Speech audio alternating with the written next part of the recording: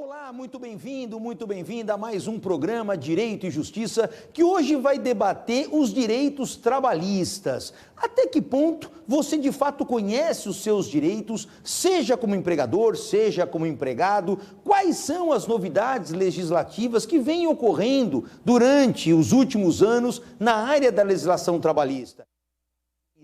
Para estudar, para aprender todas essas questões, hoje nós estamos recebendo aqui o doutor Rafael Broglio, que é juiz do trabalho, ele é especialista, mestre, doutor em direito, também é pós-doutorando pela Universidade de Salamanca, na Espanha, ou seja, é uma pessoa que tem total condição de nos esclarecer os principais aspectos, e eu já começo lhe dando as boas-vindas, doutor Rafael, é um prazer recebê-lo aqui.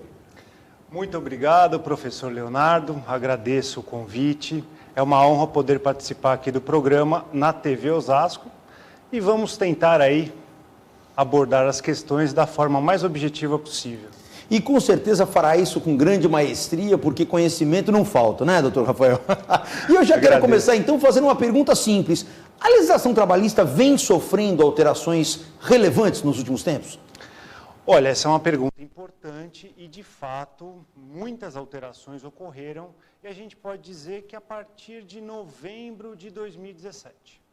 De lá para cá, tivemos sucessivas alterações na legislação trabalhista, seja no campo do direito material, seja no campo do direito processual. Em 2017, em especial, a partir de 11/11 desse ano, entrou em vigor a famosa reforma trabalhista. E centenas de artigos foram reformados da CLT. Mas não parou por aí. Logo na sequência, veio uma medida provisória 808. E essa medida provisória 808 trouxe outros assuntos, mas o que aconteceu com ela? Ela não vingou. Não foi convertida em lei. Essas mudanças legislativas que ocorreram, né, que nós estamos comentando aqui, foram em que sentido? Elas foram no sentido de incrementar mais direitos ao trabalhador ou foi num sentido de eventualmente se buscar também olhar um pouco para o lado do patronato? Como é que funcionou? Qual foi a intenção do legislador nisso? Olha, essa é uma questão muito importante. A gente tem que pensar em início que as medidas provisórias, elas devem ter urgência e relevância para serem editadas. E aí questiona-se se de fato havia então essa relevância e essa urgência nessas medidas provisórias. Mas respondendo objetivamente a pergunta, alguns direitos dos trabalhadores sofreram alterações. Como, por exemplo, as férias, hoje, elas podem ser fracionadas em até 3 etapas. E a gente pode dizer que esse fracionamento em 3 etapas das férias traz uma maior mobilidade para o empregador em poder fazer ali a gestão do seu negócio. Sem dúvida. Outros aspectos, horas extras decorrentes da hora de almoço, para simplificar a nomenclatura, né? Até então, era de fato uma hora extra. A partir da reforma trabalhista, passou a ter caráter indenizatório. O que isso significa? Significa que essa parcela não vai mais refletir nas demais parcelas de natureza salarial.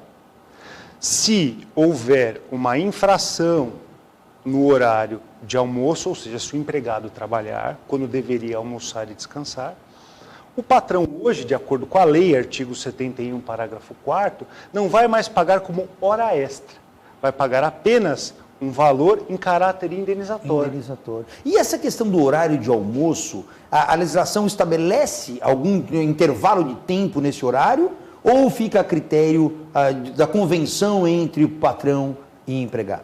Bom, esse horário de almoço, ele varia de acordo com a carga de trabalho. Se a gente pensar numa carga de trabalho convencional, que é aquela de 8 horas no dia e 44 na semana e, consequentemente, 220 horas ao mês, esse horário de almoço ele vai ter um mínimo de 1 hora e o máximo de 2 horas. É verdade que esse assunto também ele pode ser negociado nas convenções e acordos coletivos do sindicato. Mas, em regra, é esse o intervalo mínimo, 1 hora e 2 horas para a jornada padrão. Perfeito. Nós estamos recebendo aqui na TV Osasco o Dr. Rafael Brolio, que é juiz do trabalho. Ele está esclarecendo as principais dúvidas que você possa ter em relação aos seus direitos trabalhistas. Você, tanto o empregado quanto também o empregador, que é importante frisar que também tem os seus direitos, não é isso, doutor Rafael? Com certeza. A gente tem que pensar que se não tiver empregador, não vai ter emprego, e vice-versa. Então, a gente tem que buscar ao máximo, e isso é muito difícil, né, equacionar essa questão capital-trabalho, um equilíbrio para que ambos possam, de certa forma, ter ali a satisfação durante aquele contrato. Se não, se for muito bom para um ou muito bom para outro, essa relação vai ficar complicada. E me parece que a própria evolução da sociedade, ela vai trazendo e vai gerando alterações nessa relação trabalhista. Hoje, muito comum, situações que no passado eram inimagináveis, como, por exemplo, o famoso home office. Não é isso? Quer dizer, a pessoa poder trabalhar de casa. Só que imagino que surjam aí algumas dificuldades, como, por exemplo, o controle disso. Como é que o patrão, eventualmente, o empregador, consegue controlar se realmente a pessoa está trabalhando durante aquele intervalo de tempo, se ela está, eventualmente, extrapolando aquele limite, embora seja algo que facilite, principalmente nos grandes centros, onde você tem ali uma dificuldade muito grande, logística até, de locomoção, né? Isso facilita, sem dúvida alguma, mas, por outro lado, me parece que nós teremos ainda algumas situações meio claudicantes que a própria jurisprudência vai ter que regulamentar, não é isso? Exatamente. Hoje, a própria CLT, ela prevê o teletrabalho. E o teletrabalho é considerado um gênero, que é o trabalho à distância. E esse trabalho à distância, ele pode ser exercido não só na casa do empregado, como em outro local. Mas geralmente é praticado o tal do home office, que é o trabalho em casa. E a questão da fiscalização do horário de trabalho, que de fato nos parece uma questão complicada, hoje com as ferramentas tecnológicas já se pode pensar de uma forma diferente, de possibilitar o controle por meio dessas ferramentas tecnológicas. Mas, o que a gente deve entender? O artigo 62 da CLT diz que esse teletrabalhador, ele não tem direito às horas extras. Então isso está expresso na legislação. Tá, ele não tem direito à duração do trabalho, ele não tem direito ao adicional noturno, ele não tem direito às horas extras. O que isso significa?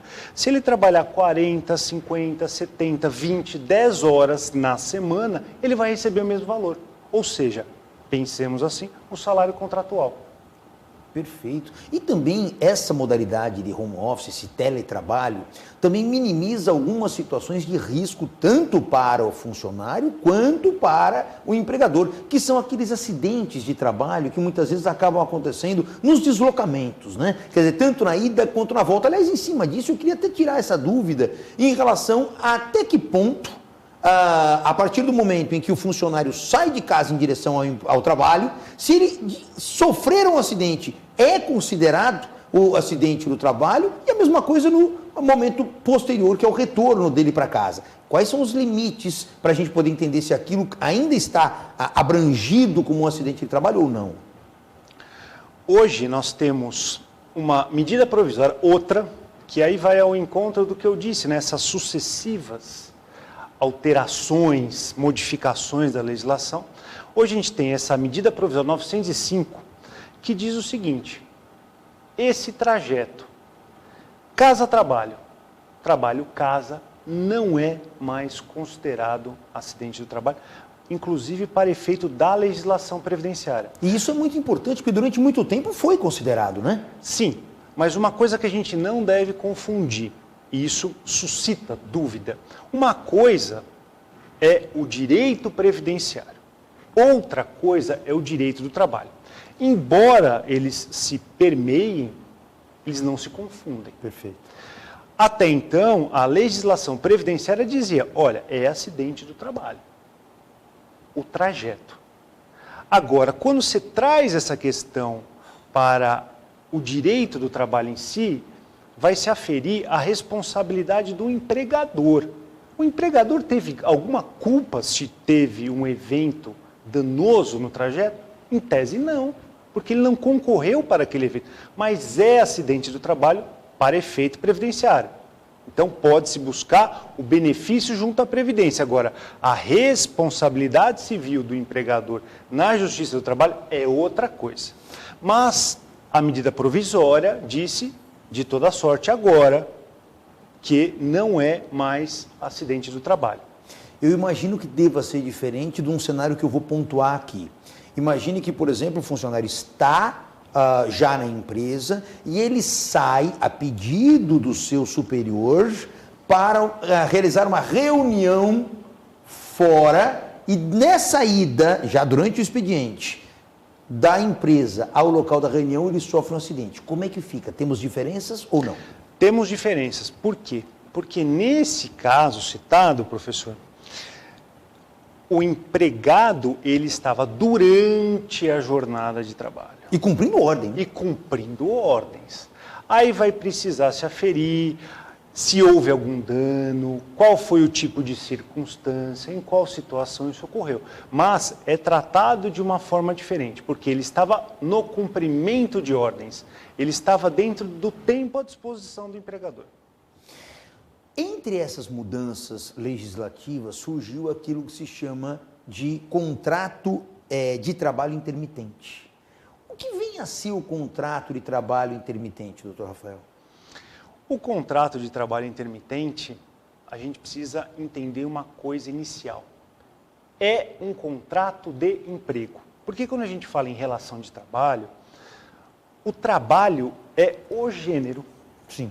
E existem diversas espécies de trabalho. Uma delas é o emprego. E esse emprego é o anotado em carteira de trabalho. O contrato de trabalho intermitente, ele deve ser, sim, anotado na carteira de trabalho. E o que é? Existe uma alternância de períodos de atividade com inatividade. E aí, o professor me perguntou, quais foram as mudanças, se isso afetou o empregador?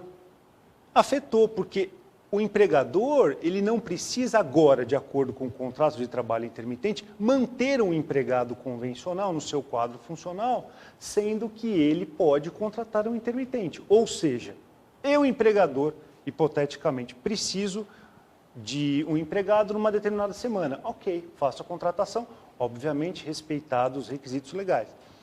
Na outra semana não preciso da contratação dele. A lei brasileira hoje, pela contratação de trabalho intermitente, autoriza isso? Autoriza.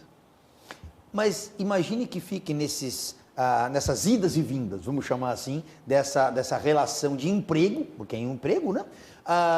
Durante 2, 3 anos. Os direitos trabalhistas que ele acaba amealhando correspondem a, inclusive, o período no qual ele não foi utilizado, ou só naquele período em que, de fato, ele prestou o trabalho? Então, a nossa legislação, ela é muito enxuta com relação a esse tema. Ela deixa vários espaços vazios. Para interpretações diversas. Por exemplo, corre-se o risco de um empregado ser contratado por diversos empregadores intermitentes e não ter um dia de trabalho sequer. Porque a lei trabalhista, a nossa atual hoje, ela não prevê um período mínimo de contratação. Pode ser por um dia. Ou nenhum dia. Perfeito. E isso pode, né, mascarar índices de desemprego. O trabalhador está com a carteira assinada, intermitente. Mas ele trabalhou algum dia? Não. A lei exige que o empregador contrate um número mínimo de horas para esse intermitente? Não. E na relação em cima dessa questão do trabalho intermitente, imagine, porque é necessária a anotação em carteira. Sim. Agora, anota em tese a data da admissão, vamos imaginar assim. Ele não trabalhou nem um dia, Mas ele recebe, ele tem que receber aquela remuneração pactuada ou ele só recebe em cima do período efetivamente trabalhado? E eu pergunto isso porque isso vai gerar reflexos no eventual desligamento dele, né? Claro. Exatamente. Ele vai receber apenas o que ele efetivamente esteve à disposição. Ele foi convocado para trabalhar naquele período? Sim. Ele vai receber proporcional. Se ele não foi convocado nenhum dia, ele não vai receber nada. E aí surge uma questão interessante em relação a essa questão da convocação, que é o tal do sobreaviso. Né? O sobreaviso na Justiça do Trabalho me parece que é algo que vem cada vez mais, até por questões da própria tecnologia, né? Você tem hoje grupos de WhatsApp, então a pessoa fica com um celular, em tese ela está de sobreaviso, não está de sobreaviso. Quer dizer, essa pessoa no contrato intermitente, se ela estiver vinculada ao grupo de WhatsApp da empresa, mas ela não está sendo convocada, mas ela está no grupo, ela pode de alguma maneira suscitar que em que pese ela não tenha sido convocada para desenvolver uma atividade laboral específica, mas ela estava à disposição e fazer jus a essa remuneração? Olha, dentro de uma análise restritiva dessa pergunta, se ele não estava convocado, então ele não tem direito a nada. Isso não pode nem sequer cogitar o tal do sobreaviso. No intermitente. Agora vamos transportar essa questão para o trabalhador convencional. Perfeito. Para a relação de emprego convencional. Aquele trabalhador das 8 horas, das 44, das 220 horas mensais. Vamos imaginar que isso hoje, aliás, é absolutamente comum. Extremamente usual e prático. Prático, as ferramentas tecnológicas e o WhatsApp, não sei se é a maior ou... Enfim, uma delas. Sim. O que a gente pode interpretar? Por que eu digo o que a gente pode interpretar? Porque é uma situação que nós temos um vazio legislativo a respeito e isso vai depender, obviamente, das circunstâncias do caso concreto, da interpretação de cada um. Mas, basicamente, se há um grupo de WhatsApp e o empregador exige que a qualquer momento que bata uma pergunta ou uma situação de trabalho deve ser respondido de imediato, aí já pode configurar trabalho em horas extras. Tá. Naquele período em que ficou sendo utilizado o WhatsApp como ferramenta de trabalho, porque o empregador exigiu que em qualquer momento do dia, além do horário contratual, fosse respondido, pode. Agora, se o empregador não exigiu nada, falou assim, olha, se bater alguma mensagem, você nem se preocupa em responder. Você responde só quando você puder. O fato de aparecer aquela mensagem, por si só, não vai caracterizar, obviamente que isso, a gente faz uma interpretação doutrinária a respeito, não vai caracterizar horas extras. Perfeito. E os nossos espectadores já vão começando a participar, viu, doutor Rafael? legal. Estão aqui nos assistindo e, claro, quando a gente fala de temas ligados à justiça do trabalho, as curiosidades e as dúvidas são grandes, então vão chegando as perguntas aqui. Você que eventualmente quiser participar do nosso programa, mande a sua pergunta pelas redes sociais ou até mesmo pelo nosso WhatsApp 981-420-208. Mande para cá a sua pergunta, doutor Rafael esclarece para você a sua dúvida. E a Camila já manda para nós aqui uma pergunta e ela diz assim: eu sou uma pequena comerciante e para ter funcionários registrados, eu encaro uma carga tributária muito grande. E ela pergunta se, na verdade, isso acaba até desestimulando as contratações de uma forma geral e qual o seu entendimento, sua sensação sobre isso no Brasil atual. Camila, é uma excelente pergunta, porque a carga tributária, pelo que a gente acompanha, ela impacta na contratação. E isso não é um problema trabalhista, Sim. Isso é um problema tributário. Exato. Então, às vezes há uma certa confusão que essa resistência, essa carga tributária é imposta, vamos dizer assim, pela Justiça do Trabalho, pelo direito. Não, é uma carga tributária. São tributos que o empregador deve pagar. Obviamente, por uma questão de lógica, quanto menor a tributação, maior a facilidade ou menor a complexidade da contratação pelo empregador. E nós estamos começando a receber algumas perguntas aqui, doutor Rafael, de alguns espectadores que estão até pontuando questões específicas referentes a advogados. Então, o Celso, assim como a Mariana, mandam perguntas muito semelhantes, que diz a seguinte: Vejo alguns advogados aceitando causas trabalhistas para poder tirar vantagens junto ao empregado. Então ele coloca aqui, mesmo que o empregador, posição daqui do Celso, esteja com todos os pagamentos em dia para este empregado, isso pode ocorrer? Pode. O direito de ação, ele é livre. É um direito fundamental contido no artigo 5º, inciso 35 da Constituição Federal. O que nós temos hoje de mecanismos na legislação trabalhista são ferramentas para poder, vamos utilizar uma linguagem simples, punir, né, aqueles que utilizem de demandas frágeis, diríamos Aquelas assim. demandas temerárias. Né? Exato. Inclusive, hoje, no processo do trabalho, porque a reforma também mexeu nisso, o advogado do empregador, imaginando que ele obtenha êxito, né, nessa demanda frágil, ele vai ter direito, a depender do preenchimento dos requisitos legais, a honorários de sucumbência. Ou seja, aquele que moveu a ação, o empregado, o ex-empregado, às vezes até empregado mesmo, né? Ainda mantém o vínculo. Mantém, né? o vínculo, perfeito. Entrou com uma ação temerária, se perder, além de tudo, pode ser compelido a pagar honorários ao advogado na parte contrária.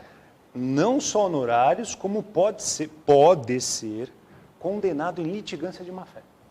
E qual é o efeito prático da litigância de má-fé? Ela importa mais ou menos numa multa, como é que é o percentual dela em relação ao valor da causa? Como é que é? Sim, ela importa num valor que é variável de 1 a 10% do valor da causa, e isso é revertido para a parte contrária.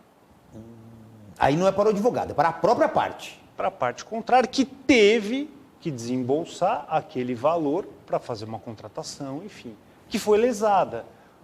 Perfeito. A Mariana toca um ponto aqui muito importante, doutor Rafael, e é muito comum isso.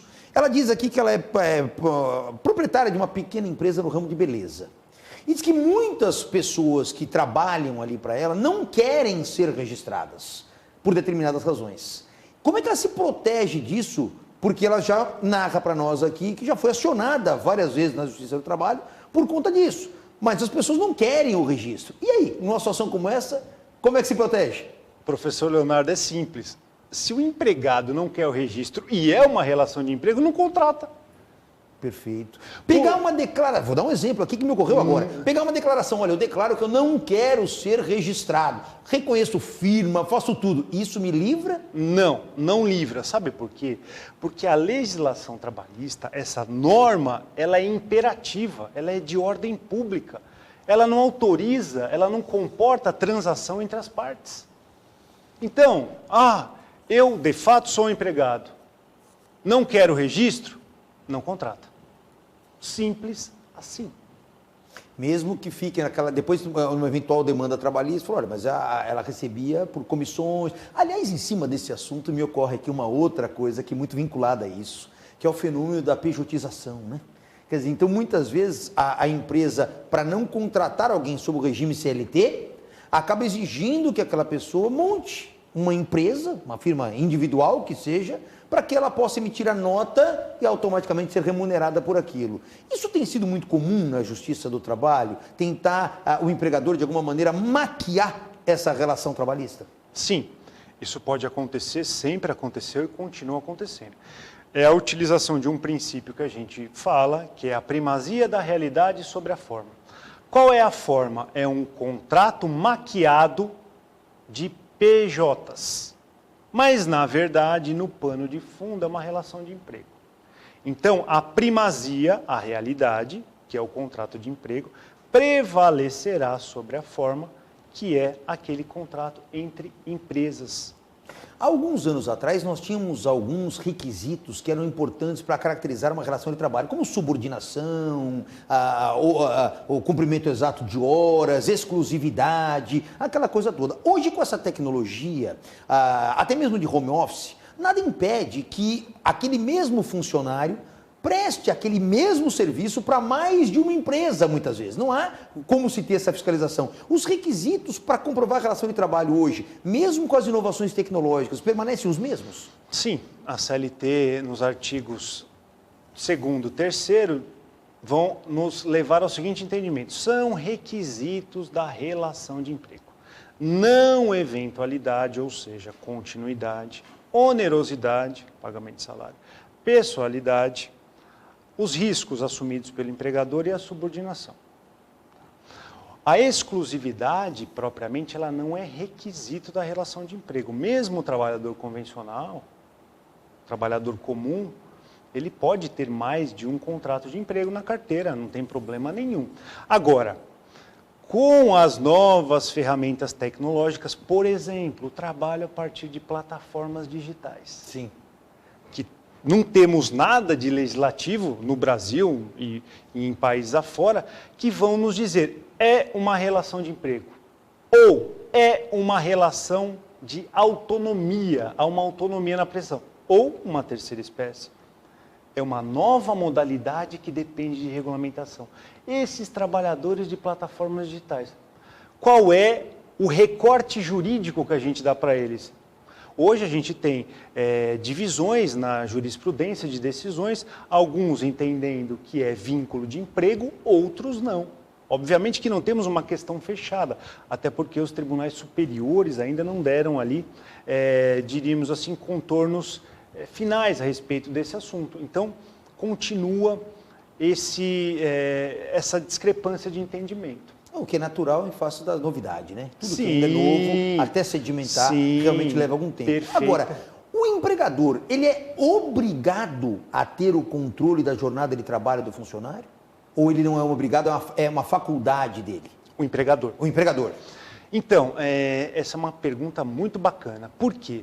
Porque o empregador doméstico, segundo a Lei Complementar 150 de 2015, vai exigir do empregador doméstico o controle de horário de trabalho.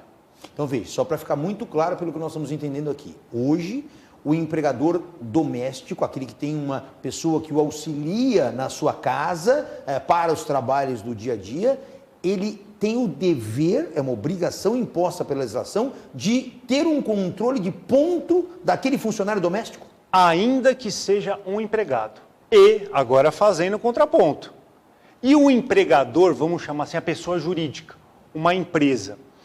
A Lei da Liberdade Econômica, que veio por meio de uma medida provisória e entrou em vigor o ano passado, a Lei da Liberdade Econômica para o empregador PJ vai dizer o seguinte: a empresa com mais de 20 empregados precisa ter o controle. Artigo 74. Então, uma coisa é o empregador doméstico, Lei Complementar 150 de 2015, exige ainda que um só. Outra coisa é a CLT, que se aplicam, vamos dizer assim, a empresa, as PJs, aí mais de 20 empregados. Agora, isso não seria um contrassenso, doutor Rafael? Você ter, por exemplo, o empregador doméstico, ele tem um único funcionário, ele é obrigado a ter o controle de ponto daquele funcionário. Empresas com até 20 pessoas estão isentas dessa responsabilidade. Quer dizer, o que justifica juridicamente isso? Pois é, há uma discrepância substancial entre as duas legislações. O que isso aconteceu foi um ganho de direitos dos trabalhadores domésticos, até então que estavam em desvantagem, e isso foi equiparado a partir da Lei Complementar 150. Mas, de fato, a gente deve considerar que há, sim, uma aparente discrepância, né, entre o tratamento em relação à mesma situação. Né? A mesma situação, exato. Nós tivemos mudanças recentes também no seguro-desemprego, não foi isso? Sim. Agora, pela medida provisória 905, que ainda não foi convertida em lei, a gente não sabe se vai, ela foi reeditada, tá? O seguro-desemprego passa a ter incidência de contribuição previdenciária. Isso significa que o empregado não vai receber aquele valor limpo, porque ele vai ter que deixar uma fatia para a contribuição previdenciária. E eu quero deixar aqui uma pergunta, doutor Rafael, com toda a sua experiência, com todo o seu conhecimento, vivenciando as questões atinentes às relações trabalhistas no seu dia a dia como juiz do trabalho. Com todas essas alterações legislativas, o que esperar do mercado de trabalho no futuro? Olha, o mercado de trabalho no futuro, o que a gente imagina é automação. O que seria automação? A substituição de pessoas por máquinas. Essa é a tendência. E isso já acontece. A gente pega um carro e vai viajar, passa no pedágio. Uns usam sem parar, outros pagam na cabine. A empresa que administra ali aquela concessão, já certamente com a aplicação do Sem Parar ou qualquer outro aplicativo do tipo, já reduz o número de funcionários. É um exemplo claro. Né? Exatamente. Você vai num shopping, você não vai mais no caixa pagar para uma pessoa. Você Existem vai lá as maquininhas. e na máquina. Então é uma tendência, é um caminho sem volta. O que cabe a nós, que cabe a todos, é o estudo das novas profissões. Como que essas pessoas vão ser absorvidas pelo mercado de trabalho, sendo que a população mundial cresce em proporção geométrica. E isso reflete uma situação muito evidente de que as pessoas começam a ter que se reinventar para poder conseguir um espaço no mercado de trabalho, não é isso? Perfeitamente. Doutor Rafael, olha, nosso tempo se esgota, veja como a gente vai conversando aqui, o tempo passa realmente muito rápido, são assuntos extremamente relevantes, mas eu, antes de encerrar o nosso bate-papo, eu até queria mostrar aqui aos nossos espectadores um livro da sua autoria exatamente sobre o contrato de trabalho intermitente, não é isso? Exato. Quer dizer, esse aqui é um livro novo, um livro recém-editado, qual é a história desse livro? Esse livro foi lançado ano passado com base na minha tese, no meu trabalho de doutorado. E é um tema recente, como nós conversamos. Recente, né? Tem muitas reflexões, não tem um raciocínio fechado, pontual, não, são reflexões, né? A respeito de uma coisa nova. Como o próprio professor disse, precisa de tempo para sedimentar essas questões, de digerir essas questões. Isso é muito vai ter importante. eficácia social? A população vai aceitar? O empregado, o empregador? Perfeito. É isso que vai mandar. Perfeito. Doutor Rafael, muito obrigado pela sua presença, pelo seu carinho de aceitar o nosso convite. Convite esse que já fica reiterado aqui para outras oportunidades, porque os temas são muito abrangentes, nem consegui esgotar todas as perguntas aqui dos nossos espectadores, mas fica aqui reiterado o convite, foi uma alegria recebê-lo aqui. Eu que agradeço poder participar aqui do programa, foi uma honra e realmente o tempo passa muito rápido. Passa, né? Esse nosso bate-papo aqui bem descontraído foi muito bacana. Agradeço mais uma vez o convite. Nós é que agradecemos aqui da TV Osasco, aqui do programa Direito e Justiça, e você que nos acompanhou também, nosso muito obrigado e nos vemos no próximo programa. Até lá!